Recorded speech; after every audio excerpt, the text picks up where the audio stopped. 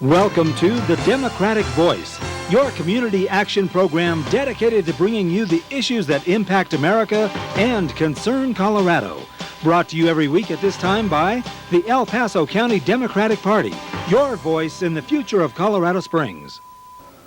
Good evening and welcome to The Democratic Voice. I'm Les Thompson, sitting in for Fred Hardy, who's out of town this week. We're quickly closing in on this election cycle. November's fast approaching. There's still lots of work to be done to get a different voice for the working men and women, for the people of Colorado up into the state legislature.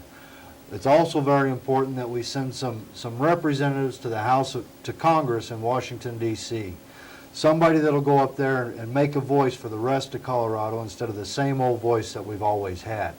Tonight we have with us Curtis Imrie. He's running for Congressional District number 5. Curtis, good evening and welcome to the show. Thank you, Les. Proud to be here. Why don't you tell us a little bit about yourself, Curtis? Well, I was born on the Potomac back in Washington, D.C., but my family had the sense to leave back in the 50s, and I haven't been back since. I grew up in the Deep South until I was 18. I went to Northwestern University and wrestled there in the Big Ten for 4 years. Settled in Colorado back in the 60s. Have had a little place at the base of Mount Columbia up in the Arkansas Valley watershed for the past 35 years, where I've been a small rancher. I've also worked as an independent filmmaker and have raised donkeys, good Democrats. And for close to 30 years, I've been doing the Packboro races up there in Fairplay, Leadville, Cripple Creek, and in Buena Vista, nonstop. I've never missed a race. Won the world championship 3 times, for whatever that's worth, and inadvertently started breeding donkeys that placed as the grand champion up at the National Western Stock Show, and have had a lot of fun raising these animals on the side until this recent drought where the hay situation where it's quintupled has darn near put me out of business. So, yeah. Well, something you mentioned there, you say you've worked as an independent filmmaker, and I know we have with us one of your videos, correct? Right. And you have 2 out? I do. If somebody wanted a copy of this, how could they get hold of you to get a copy? Well, I'm in the phone book in Buena Vista. Imrie, I-M-R-I-E. I'd be happy to send one out. Okay, and you also have a website? I have a website. It's curtisimrie.com. The spelling is kind of tricky, but it's curtisimrie.com. Okay. And there's everything and more than you'd probably want to know about yours truly. Well, and you've got all your good Democrats on there too, correct? I do. Every one, and people might think they're pets, but it's still livestock. And the donkey, as misunderstood as a Democrat is a pretty special animal with its patience and its long suffering, and is the first large quadruped to be domesticated by man, and has been helping out man, and particularly third world countries for centuries now. Well, maybe 2,000, 3,000 years. Well, good. Okay, well, let's talk a little bit about why do you want to run? Boy. Well, I love my country. I love the land and the place of central Colorado and Colorado Springs. I think the so-called People's House, Congress back in Washington, D.C., has been so corrupted by big money that it's no longer the People's House. It's a bawdy house that's been basically bought and sold by the big money donors who pretty much dictate what goes in Congress, and consequently there's this disconnect, a major disconnect between the kindness and the decency of the American people and our foreign policy and our domestic policy. And there's a point, at least in my family, where our code is that you pitch in when the powerless needs some help, and I have the training and the background and the success I think to be able to implement an uphill battle against a well-entrenched incumbent and give the so-called people's house back to the people instead of the organized corporate money interests, which have totally corrupted the whole situation. Right. Pretty much bought and paid for politicians. Yes, I would say that. Even we're not immune as Democrats. Right. And I'm what they might call an insurgent Democrat, an old-style FDR Democrat. and frankly, if you look at 1932 and 2002, there aren't a whole lot of differences. Right. Well, what are some of the issues that you'll be running on, Curtis? Well, first and foremost, and one of the things that got me into this was the elephant in the living room of American politics that nobody seems to want to talk about. And that's, it's not 9/11. It's not going into Iraq. It's not Enron, WorldCom, MCI. It's the division of the nation into two separate countries. The division of the congressional district, which is 6 counties, Teller, Chaffee, Lake, Park, Fremont, and El Paso. The division of our congressional district into 2 different districts. And that is 2/5 of us are doing as well or better than we've ever done before. And 3/5 of us are standing still or are falling further behind. Mm-hmm. And that's been going on for a long, long time. And everything coming out of Washington, all the policy coming out of Washington, all it does is exacerbate this, make the situation worse. And my politics are pretty simple. I live in Pinturbia, as it's called now, because it's becoming part of Colorado Springs, but it used to be a rural area. And up there, and where I come from, politics is basically about 2 things. It's who's getting screwed and who's doing the screwing. Mm-hmm. And I think those 3/5, the majority of us, are taking it in the shorts with policy coming out of Washington, D.C. And I'd like to address the fact that the results of this gap are going to be disastrous and incalculable if we don't start doing something about it and directing some of the creativity and the resources of this country towards our social and economic challenges. And the way to address it, the way to get started, is first off to do something about the way campaigns are funded and where the money comes from that sends these ladies and gentlemen to Washington. Mm-hmm. And that's my big soapbox issue, and it has been for nearly a decade now, and one I can preach about for a long time. And campaign finance reform, that's when everybody's eyes glaze over. But if you ask them, is there too much money, big money in politics, they understand that. And 99.2% of the $3 billion raised in political campaigns comes from big money. Only 0.8% of the American population gives more than $200 to political campaigns. The rest of that money, 99.8, comes from big money, and more than 2/3 of that comes from organized corporate special interest money. So who do you think gets their phone calls returned? Who do you think blocks the improvements to our environment, the improvements for labor situations, the improvements with these pharmaceutical costs? It's the people versus the powerful. Uh-huh.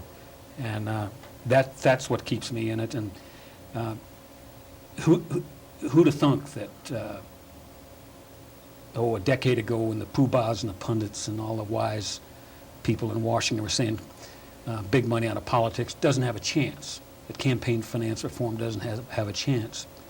And John McCain, a Republican, almost took it to the White House when he made that his issue. And I don't care who makes it their issue, just as long as we give this government back to the people, because as it is now, we have generally conceded our power to corporations, and they're showing us pretty well, particularly with these scandals, that their bottom line is what dictates most of it, and the people who are getting hurt are the middle and the bottom. And once again, that gap, that monstrous gap, is exacerbated by that situation. So I'm running on big money out of politics, and it's kind of good for a guy coming out of nowhere, going against a well-entrenched incumbent, to run basically on a shoestring and a gas card and a phone card and the goodwill of the people. And the trick now is to find some name recognition. Yeah. One of the things you mentioned was about the wealth and the social and economic justice. We know that the top 10% of the population owns 70% of the wealth in the country, you know, and those are the Could people be more than that. Well, yeah, and those are the people that are giving that big money into politics and basically controlling politicians. And so what you're looking at with fair campaign is distribute the money evenly, let the guy put out there who he is, what he stands for, and run on who he is and not who has the most money. Heaven forbid that somebody runs on character, track record, and brightness and so forth. And dare I speak the word public funding. If you want a public result, we need public funding. As it is now, we have an elite result. We are making the world safe for multinationals, big oil, big tobacco, big pharmaceuticals, and so forth. But with public funding, remember we used to have that check off on your On your on tax our income return? tax. Yeah. Well, if for $2.50, I think we could get our democracy back, and we could have clean elections. Lord knows, little has been done to make real steps towards clean elections, even after Florida. Yeah. As one of your other issues that's listed here is conserve, protect, and restore. Do you want to talk about that? CPR? Sure. CPR is another one of my soapbox issues. We all know what it stands for in an emergency, and frankly, I think this democracy and our environment isn't an emergency. I think we're trashing the planet. I don't know anybody who doesn't know that. And CPR is, for me, it's an old David Brower term. It's conservation, preservation, and restoration. And for me, the environment is a little overused, and it polarizes people to a great degree, and those bunny huggers and tree huggers and so forth are pitted against wages and jobs.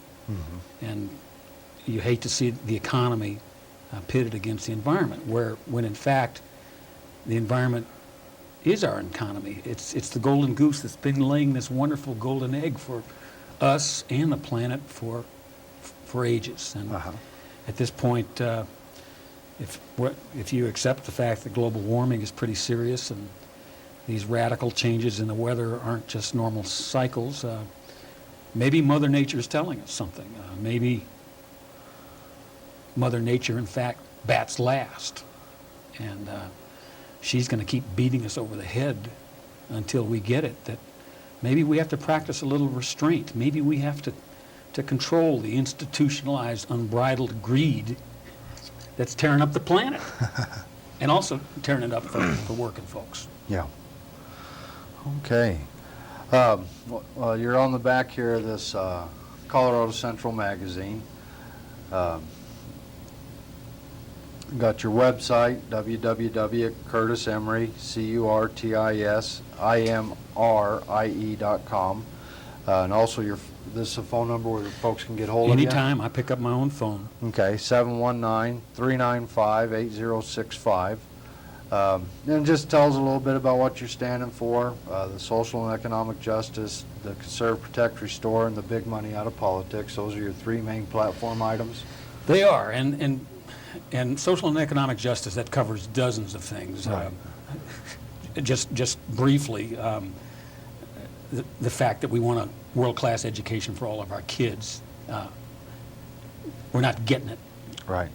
because of the big money influences in our government that want to channel the money elsewhere, particularly in this time of crisis.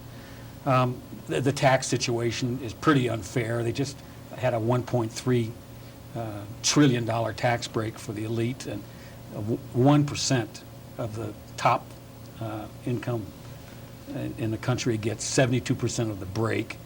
And I think that's a joke, where the working guy in the middle class could use a more graduated tax, and the people that are making practically nothing don't pay a tax. And anybody making more than $10 million ought to just pay a flat 14.3% tax rate. If they want a flat tax, that would work for them. But our taxation is grossly unfair, particularly when you see who's sitting in Congress. We got 100 millionaires back there. So they've made it their mission, even when the country's infrastructure badly needs funding, to give themselves this enormous tax break and claim it stimulates the economy. I'd kind of like to see FICA start after you make $36,000 until up rather than up until you make $36,000. Yeah. Well, you talk about the social and economic justice. Another thing that plays in there is the health care. I mean, more and more Americans are losing their health care because the costs are skyrocketing. It's out of control. What do you see or how do you feel that Congress ought to address that? I think we ought to hold our feet so close to the fire that it singes the toenails off them, that we ought to clean house and get a people's Congress again. And believe you me, with the billing fraud, the big-time insurance companies gouging people, we're the only industrialized nation on the planet that doesn't have a decent health care for its citizens. I get indignant about it because I'm getting a little long in the tooth myself, and I've been paying just ridiculous bills for my pharmaceutical drugs and my health care. And there's 44 million people out there who are either uninsured or have no insurance. And the idea of calling those folks deadbeats makes me come out of my chair. Right. And we can do it. The people want it. But once again, it's that key issue for me of big money out of politics. The big pharmaceutical companies, the big insurance companies, they don't want to see that.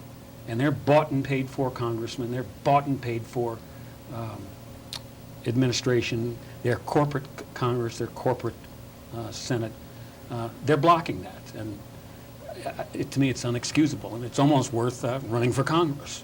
Yeah. Well, like you said, there's a high number of Americans that are underinsured or don't have any insurance, and that number rises every day because of, as people lose their jobs, they can't afford to make those COBRA payments to maintain their insurance, and it's sad that America, the top industrial nation, and yet we rank so far down on our health care. We pay the highest cost, but I think we rank 36 in the world in the service we provide in that health care, and it's just not right. Well put. And you are not a communist or a socialist because you think that perhaps the government could be more representative of the will of the people and expedite a plan where our seniors are properly taken care of, where the uninsured and the poorly insured are probably taken care of. To say nothing of dental. Mm-hmm. There's 100 million people with no dental plan. It seems, I'm at that age where every other month it seems like a tooth is coming out. Yeah. But once again, it's back to my major issue of big money out of politics, because we can't make any of these changes as long as the organized corporate special interest boys are funding our candidates. We need public funding, we need a public result, and we need representatives who are back there for the common good, not the special interest good. Yeah. Something you said there, is taking care of our seniors. I mean, and that's something, especially with the health care. You know, Social Security is a minimum. It's not something that it's a subsidy for retirement. And it's not something that can really carry somebody through retirement. But medically, taking care of our seniors, because I look at, you know, these are people that have built our country. They've served in the military. You know, they've protected our country, and that's something that, as a United States, that we ought to provide for our seniors is adequate health care, prescriptions. Because I know a lot of seniors, their Social Security is eaten up in buying those prescriptions, or they don't buy them because they can't afford them, and that's not right if they need that. Les, I've seen seniors in the supermarket kind of sheepishly shopping in the pet food section for meat. It's often a question for them between whether they afford their medications or eat, if they want gifts for their kids, or whether they get their medications or their dental work. A great and dear friend of mine, she'd blanch at being called a senior, but I think in your 70s you have the right to be called a senior, but she has to go to Mexico to get her decent dental rates, to get her medical prescriptions, and it's just not right that we can't afford them the dignity and the respect that they've earned for building this country. And frankly, we're getting there ourselves.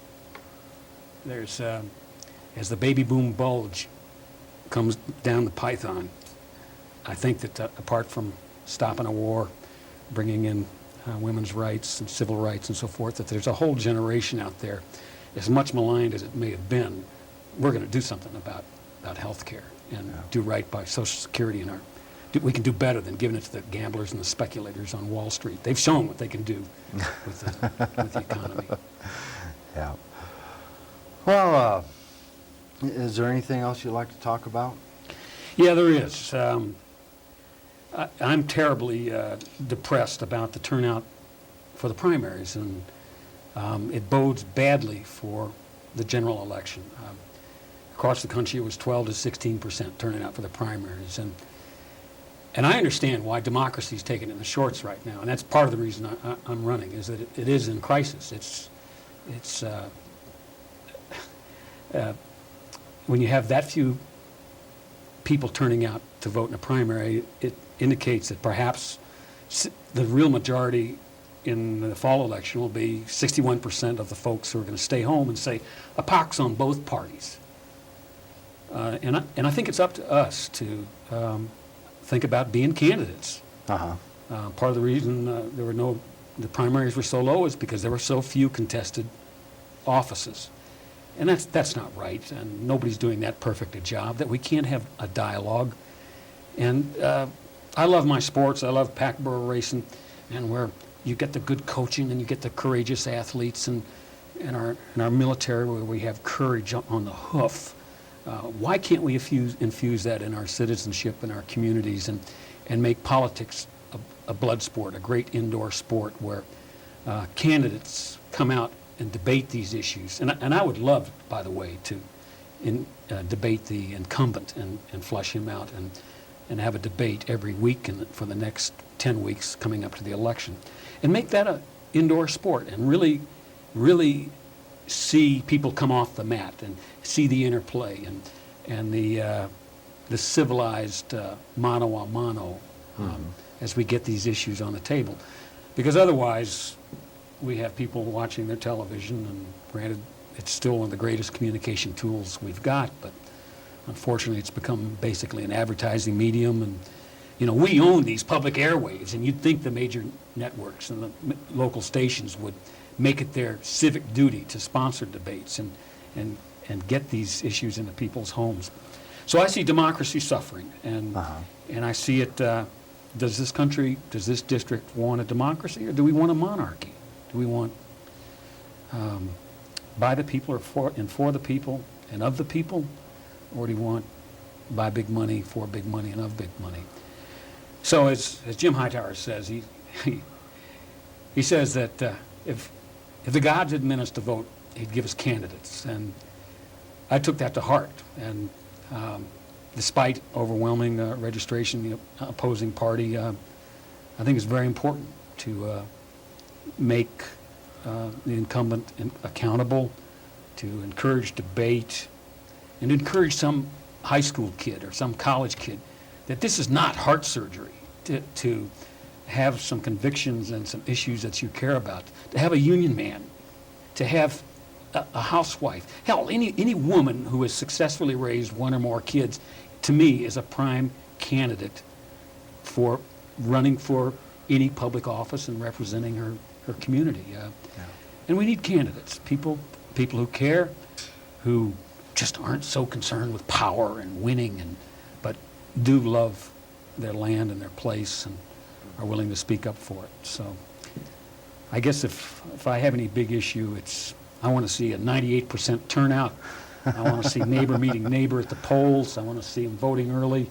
I want to see democracy vibrant.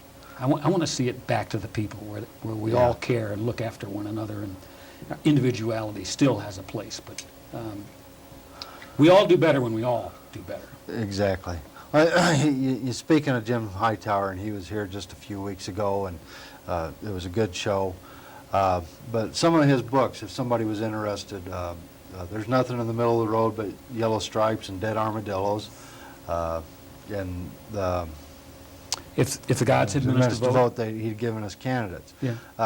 And also, Jim Hightower, he has a lot of good stuff to say. He appears weekly in the Independent, has a little column in there, and I don't know.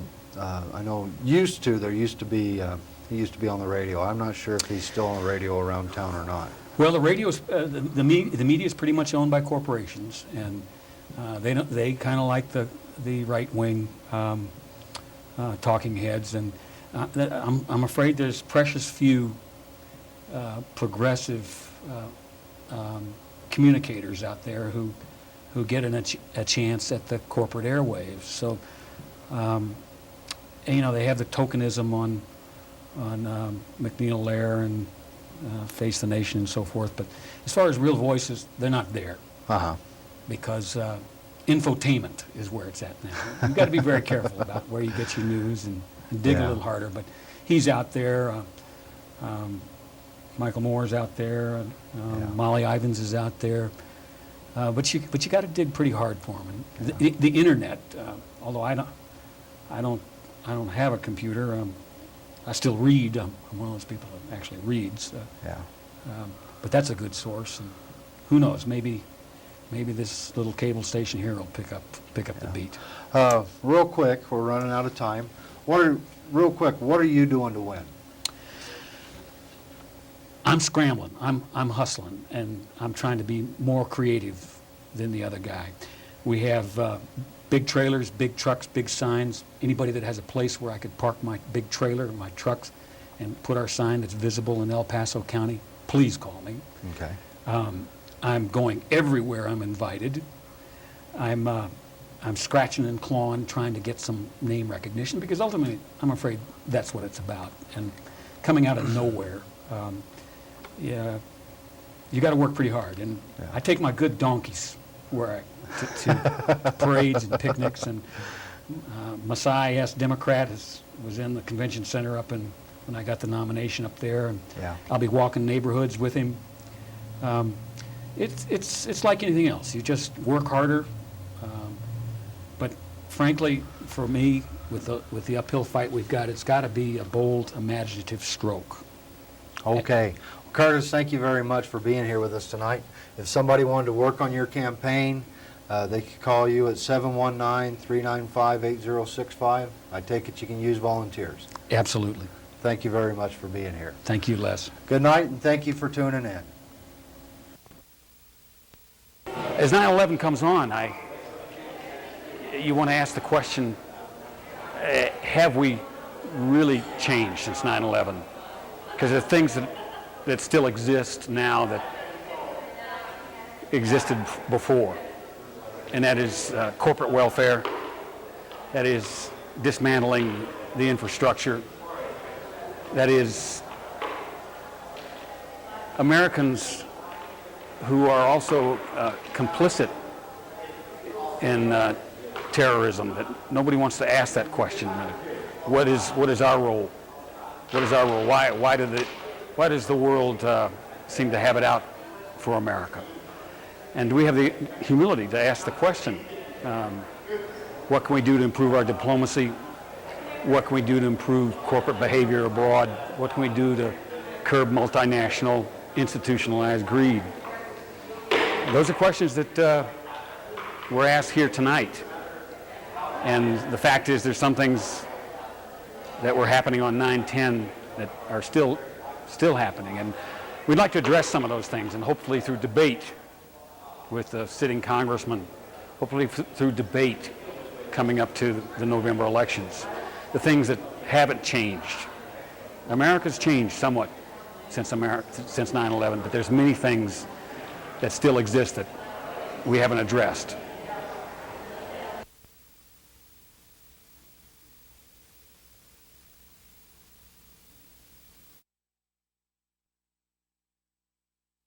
To the Democratic Voice, your community action program dedicated to bringing you the issues that impact America and concern Colorado.